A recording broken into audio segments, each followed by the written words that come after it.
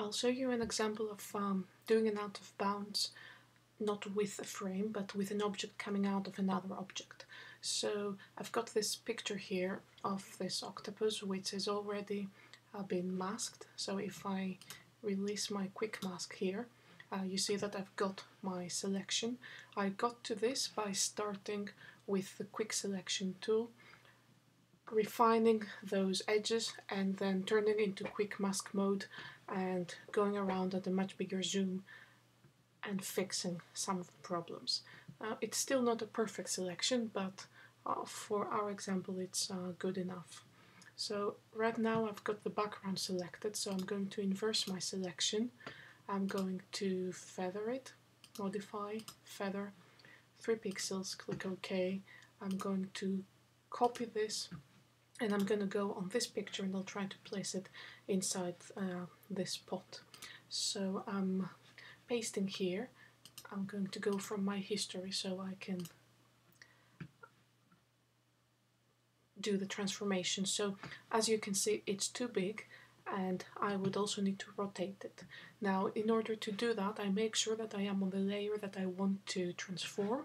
Under the edit menu, transform, I can choose to scale, I can choose to rotate, and when I am happy with my scaling and rotation, I hit enter from the keyboard, or I double click on the picture and the transformations are applied. So I'm going to go here from the history. So first of all, make it smaller, do some more transformations, try to rotate it. So once I am in a position where I believe is more or less what I want, I'm going to change the opacity of the layer. So I want to see where exactly I want to delete parts of the octopus. So I'm going to change the opacity from here. I'm changing it to 70% so I can see a bit better. And now I'm going to use my magnetic lasso tool from here to just draw around the areas that I don't want. So I make this selection and I'm going to change again my opacity to 100%. And now if I hit delete from the keyboard, I am deleting what I have selected. Command D to deselect, and now I can use my magnifying glass to go closer. Holding down the Alt key, I can go a couple of steps back and again bring my opacity slightly down so I can see a little better what I'm doing.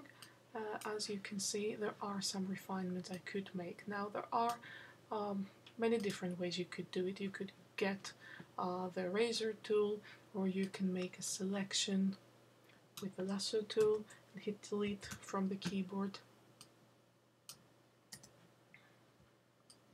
Holding down the spacebar changes my cursor to a hand so I can move around. As you can see, it's not perfect, but when I zoom out, many of those details will not be visible, probably. We've got a little bit there. Now let's do Command and 0 to zoom out, Command and D to deselect. This looks funny, so I don't want this. Here, I'm going to delete it.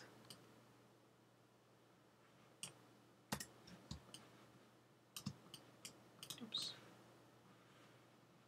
Holding down the Shift key, I'm going to add to my selection so that I delete the whole thing with one click. Command 0 again. I've got more or less what I wanted to have. Now there is of course more I can do here. I could be adding shadows, I could be tweaking this further. Let's just add under the layer, layer style, drop shadow. I want it to be on the other side, so I want it there. About 45% opacity, and let's see my distance to be about there, my size, and I want it to have a bit more noise, and let's bring it to 30%. My spread is too big and my size, I don't want it to be so obvious, so something like there. If I click OK, I can then go here and I can see what it looks like without it. If I want to change it, I double click again, I go and find it here. I want to change the angle. I'll put it there. Okay, so clicking OK, that's one simple way to have your object coming out of another object. As you can see though, here it's not perfect. So I would say if there was one thing I would spend more time working on, would be creating the edge where I want this to combine.